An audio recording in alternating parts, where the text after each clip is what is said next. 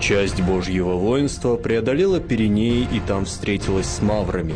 Многие добрались до Византии, пересекли Средиземное море и направили стопы к священному граду Иерусалиму. А некоторые сели на корабли и высадились на берегу Балтики, и покоряли язычников и двигались по реке Двина вглубь земель, пока на пути у них не встала Альбарутения, что в переводе означает «Белая Русь».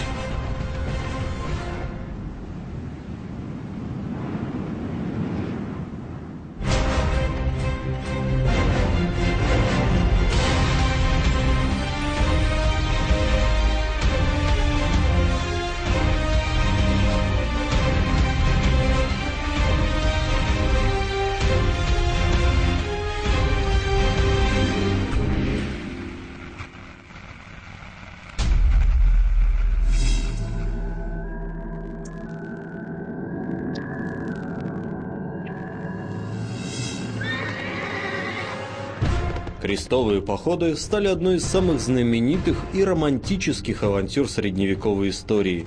Защитники гроба Господня, истребители сарацин, крестители поганцев-язычников. Об их подвигах слагали песни и легенды в западной литературе.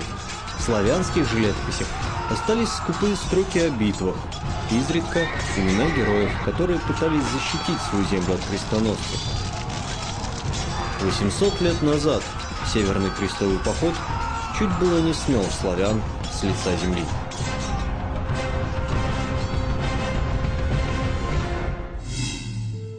«1095 год.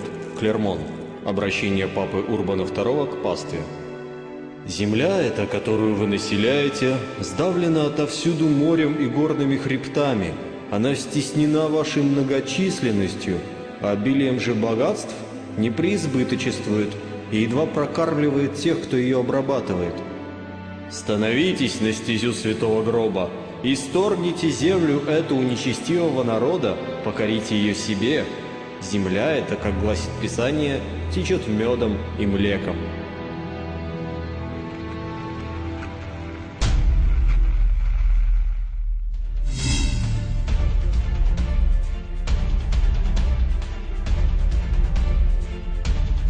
Папа Урбан объявил, что христиане должны подняться на бой с неверными, и каждый воин в знак этого должен нашить на свою одежду крест.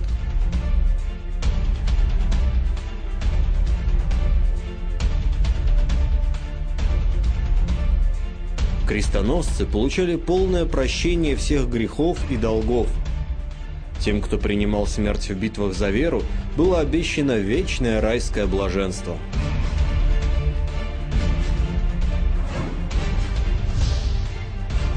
Историки не сентиментальны. Пламенная проповедь не может стать для них убедительным поводом. Во всех глобальных событиях они ищут исторические предпосылки и скрытые экономические рычаги. Крестовые походы были необходимы Европе по целому ряду совершенно нерелигиозных причин.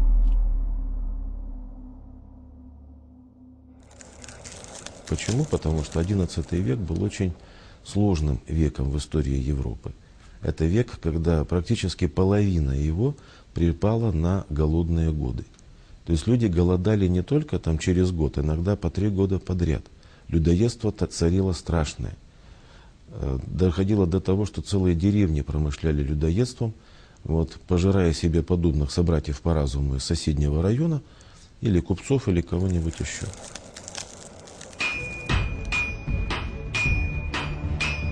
Крестовые походы перенаправляли недовольство простолюдинов.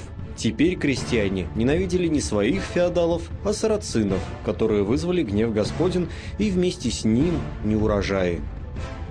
Кроме того, самые бедовые из крестьян теперь шли не в бунтовщики, а в крестоносцы. Тот же принцип действовал в отношении слишком активной знати.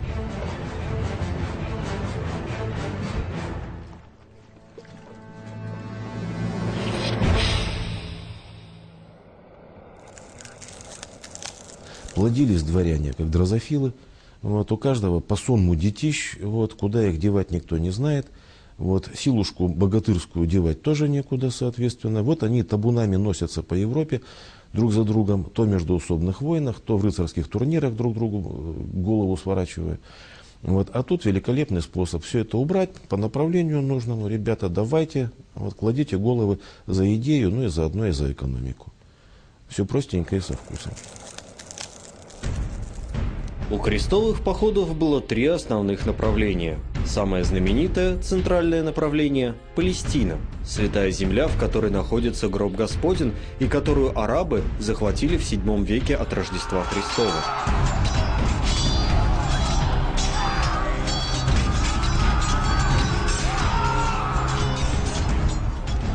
Второе направление крестовых походов – это реконкиста в Испании. Арабы заняли эти земли в VIII веке. И Сид, Роланд и прочие менее знаменитые рыцари пытались вытеснить их с Иберийского полуострова. И мало кто сейчас вспоминает о северном направлении крестовых походов – на Балтику. Эти земли никогда не принадлежали Западной Европе. Испокон веку здесь жили балты и славяне. Однако в этом направлении пошли многие тысячи людей с крестами на одеждах. Почему?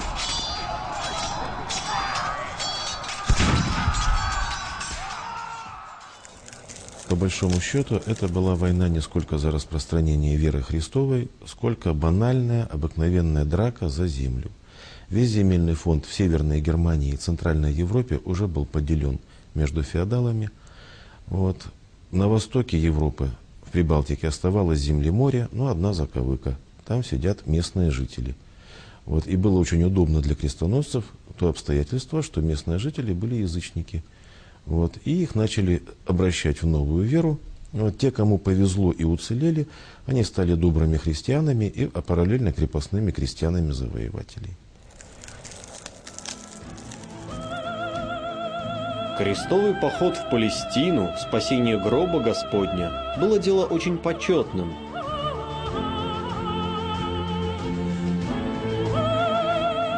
Однако все больше и больше крестоносцев выбирали северное направление. Они шли не в землю, которая по преданиям течет молоком и медом, а в Прибалтику.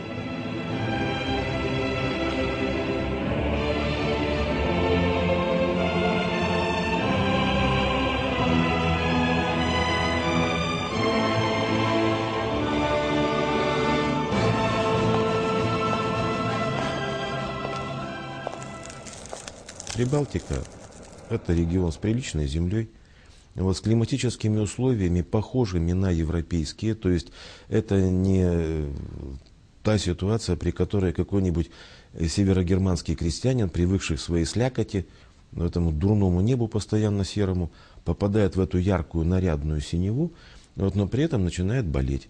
Вода, к которой он не привык, попил из копытца, козленочком стал. Вот. А здесь все-таки на севере реки были почище, и поэтому здесь им было гораздо комфортнее. Что же определяет историю? Личность, судьба или стечение обстоятельств?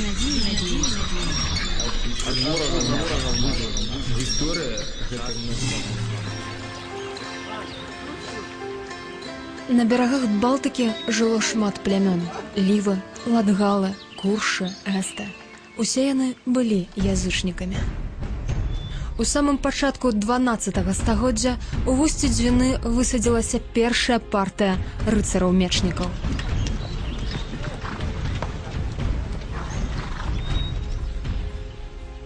І паводзілі яны сябе не як рыцарскае братэрства, а хутчэй як дзяржаўна-адміністрацыйная адзінка. Калі ў палестінскім крыжовым паходзе ваяры імкнуліся наперад, углыб краіны, бо жадалі як мага хутчэй вызваліць труну Гасподню ў Іерусаліме, то пры Балтыцы крыжакі захоплівалі землі вельмі павольна і вельмі грунтоўна.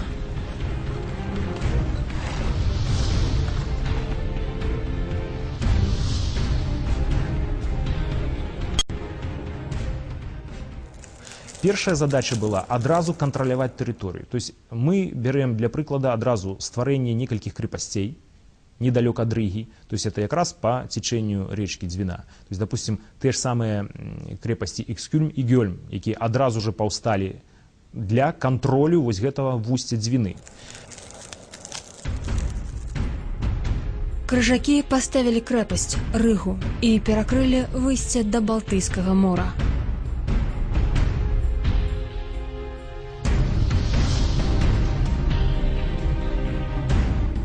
Гандлёвая артэрыя Двіна-Днепр была асноўнай для Полацка, Віцебска і Смаленска, і гэтая артэрыя была пераціснутая. Пальцы ў сталёвай брані учапіліся за вусце Двіны.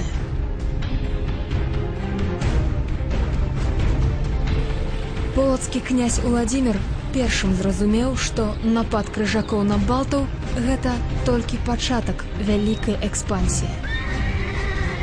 Таму князь з Полацка сам-насам уступіў у бой з каталіцкімі рыцарамі.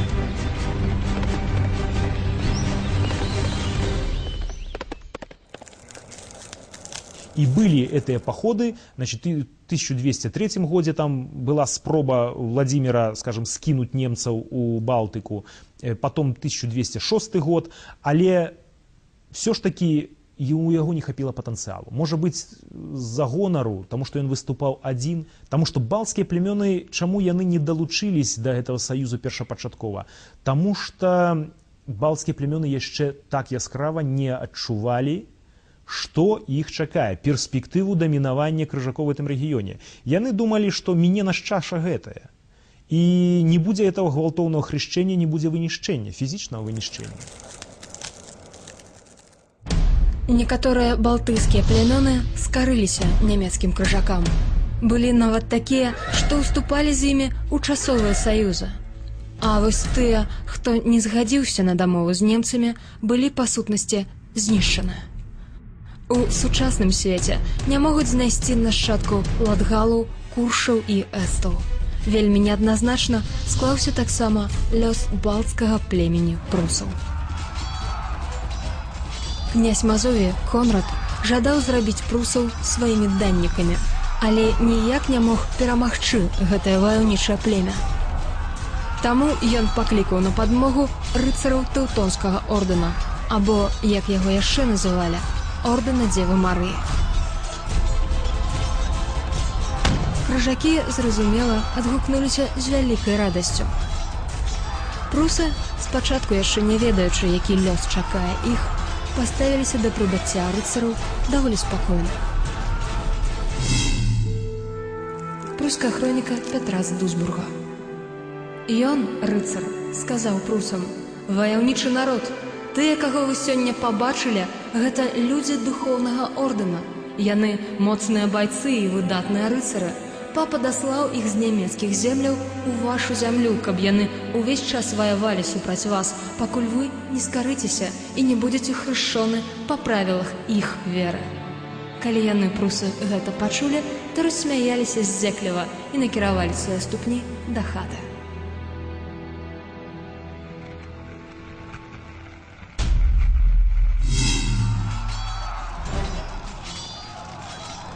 Крыжакі бралі адно прускае паселішча за адным і будавалі на іх месцы каменныя крэпасці.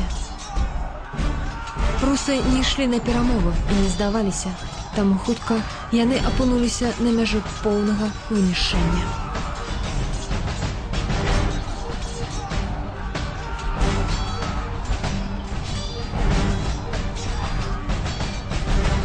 Напрыканцы 13 стагоддзя рэшткі некалі ганарлівага племені былі вымушаны бяжаць са сваёй зямлі. Яны папрасілі дапамогі ў князя Віціня, і той прыняў іх на тэрыторыю Вялікага княства Літоўскага. Большасць прусаў рассяліліся каля Слоніма і Гародні. Ёсць стэрэатып, што прусак – гэта немец. Гэта насамрэч не так. Прусы – это балтское племя, якое было вытеснено со своих территорий, это узбережжа Балтики, по сутности. Яны были вытеснены сюды на наши территории. И, по сутности, они у нас растворились в нашем насельництве, уже в насельництве Великого княства Литовского.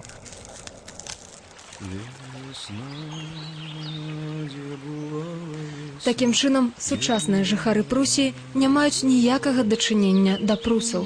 І ў 21 стагоддзе назваць гэтым этнонімам можна, відаць, толькі жыхароў Гарадзеншчына. Магчыма, нехта з іх далёкіх продкаў і быў уцекачом прусам. зимовала. Культура і мова гэтага народа назаўжды зніклі з твару зямлі. Некаторым балтыйскім плямёнам, якія прайшлі праз мясарубку паўночнага крыжовага паходу, пашанцавала больш. Яны страцілі крэўную сувязь, але здолелі захаваць дух свайго народа, мову, гісторыю і легенды.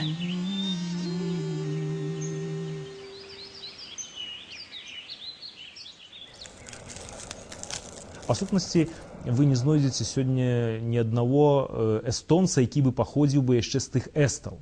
Таму што гэта, па сутнасці, ўжо все нашчадкі крыжакоў, па вялікаму рахунку. Таму ў іх ужо і антрапалагічны тып своеасаблівы. Калі мы прыязджаем в Эстонію, мы бачым людзей белакурых, мы іх бачым з блакітнымі вачыма, і ў іх па антрапалагічным параметрам ужо нічого не засталося ад эстаў. Яны былі падобныя да тых, хто праз 800 гадоў прыйдзе на славянскія землі. Таксама крыжакі, толькі крыж быў не кружкаваты, а з пашыранымі канцамі. Заваёўнікам заўсёды патрэбнае ідэалагічнае абгрунтаванне, каб не пачувацца зусім пачварамі. Фашысты лічылі, што чысцяць зямлю ад няправільнай расы. Крыжакі ж забівалі носьбітаў няправільнай веры. Але ў адрозненне ад сваіх свастыканосных нашчадкаў, першыя заваёўнікі не дапусцілі памылкі. Яны не ваявалі на два фронты. Крыжакі з цяжкасцямі, але здолелі адбіць першыя вайсковыя напады полацкага князя Уладзіміра. І пасля гэтага самі ініцыявалі мірныя перамовы. Магістр ордэна мечнікаў, які ўзяў пад свой кантроль выйсці да Балтыйскага мора, прапанаваў абсалютна вольны праход для купцоў Віцебска, Полацка і Смаленска. Эканамічных прычын для барацьбы з крыжакамі у славян не засталося. Атрымлівалася, што зараз рыцары могуць спакойна нішчыць балтаў. За некалькі дзесяцігоддзяў дзяржава крыжакоў паспявае умацавацца і значна павялічыцца.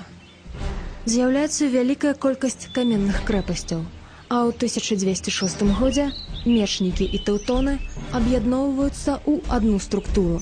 Яны ўжо кантралююць паўночную Польшчу і Прыбалтыку. Землі язычнікаў скончыліся, але апетыт прыходзіць падчас ежы. Крыжакі жадалі захопліваць новыя землі, таму пачалі хрысціць хрысціян, праваслаўных хрысціян. Крыжакі яшчэ стануць сапраўдным бедствам для каталіцкай Польшы, а пакуль пад удар патрапілі Цвярское і Новгародскае княства.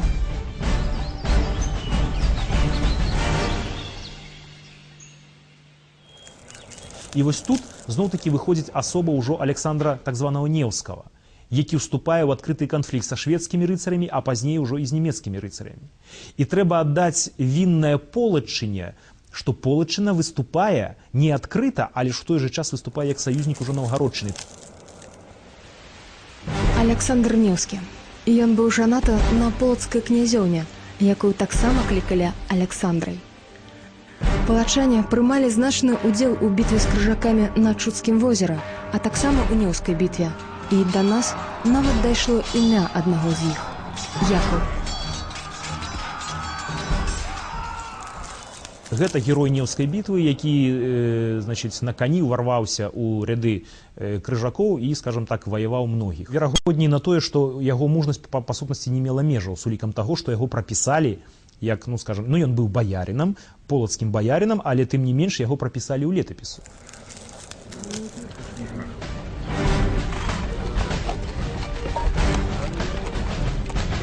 Аднак ордэн крыжакоў ужо набрыяў сілай. Стратэгічны час быў страчаны.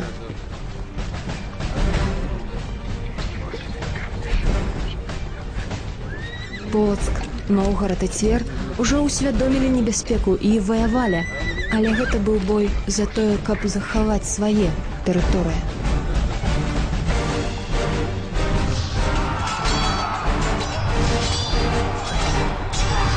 Аб тым, каб выціснуць рыцараў з Прыбалтыкі, размовы ўжо не было.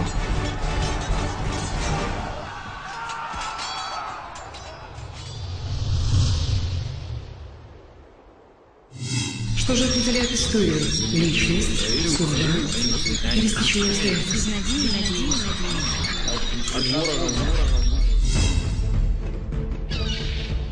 Немцы уже хорошо научились пережевывать и переваривать чужие народы. Начинали они, кстати, не с балтов, а со славян. История уже почти забытая, но начало войн германцев со славянами восходит к концу VII века. То есть первые драки начались еще в эпоху Карла Великого. Чуть ли не каждый год происходили стычки саксонского и тюрингского дворянства со славянами. За почти 300-летнюю историю противостояния славян и немцев произошло около 200 крупных войн, не считая мелочи, то есть просто стычка на сельской свадьбе, грубо говоря. Вот. Так вот, из этих 200 войн треть закончились полным поражением немцев, причем граничащим с военной катастрофой. Это в основном в начальном периоде. Палапские славяне, то есть славяне, жившие за Эльбой, между Эльбой и Одером, вот, гоняли немцев так, что их потомкам бы не приснилось. Весна, где бывала весна, где бывала. Палапские славяне, которые приняли первый удар, были поначалу достаточно мощными. Лютичи, ободриты, ророги, лужичане и прочие, они заселяли не менее трети территории современной Германии.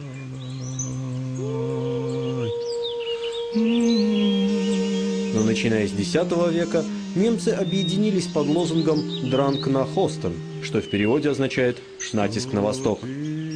Все палапские славяне, кроме лужичан, были полностью онемечены.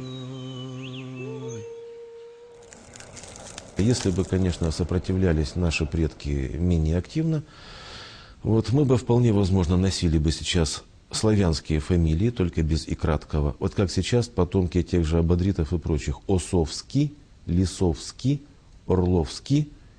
Вот. Но по паспорту немец и по той манной каше, которая между ушами, тоже немец классический. Вот. Даже если мы берем элементарные списки генералитета или высшего офицерства той же фашистской Германии периода войны, таких фамилий мы находим тьму тьмущую.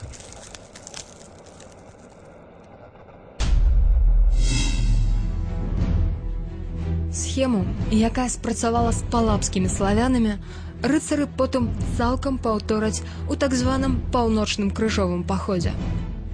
Менавіта таму крыжакі былі больш небяспечнымі ворагамі, чым, напрыклад, манголы. Госці са стэпу проста спаганялі даніну. Яны талерантна ставіліся да хрысціянства і не спрабавалі аманголіць заваяваныя землі. Крыжакі ж сапраўды асімілявалі мясцовае насельніцтва або знішчалі.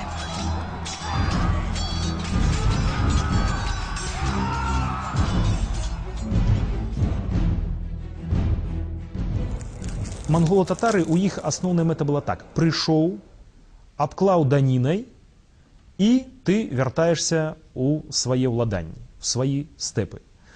І вось атрымалось так, што калі прыходзяць в Прыбалтыку, прыходзяць крыжакі, яны не збіраюцца абкладаць данінай і вяртацца ва сваясь. Яны прыходзяць для таго, каб тут панаваць і сядзець надоўга. Тут ситуация зусім іншая у палітыцы і тых мэтах, якія ставяць перед сабой вось эта вайсковая сила. Прыйсці быць агрэсарам і панаваць на гэтай тэрыторыі, альбо прыйсці быць агрэсарам і вярнуцца просто з нарабаваным добром. Вось это просто кардынальная розніца паміж навалай з усходу, маецца на ўвазе монголо-татары, і навалай ужо з захаду. Сіла крыжакоў заключалася ў тым, што яны былі кансалідаваны, а мясцовыя жыхары не маглі даць агульны адпор, бо былі раз'яднаныя. Да таго ж, крыжакі умела карысталіся прынцыпам «падзяляй і ўладар». Трэба было аб'ядноўвацца ці сысці ў нябыт услед за палабамі і эстамі. І вось пад ударамі немцаў з захаду і манголаў з усходу дробныя княствы пачалі зрастацца ў адзінае цэлае. Два розных этнаса, славяне і балты, аб'ядналіся ў адзіную дзяржаву – Вялікае княства Літоўскае. Націск будзе спынены прыкладна на лініі сучаснай Беларусі.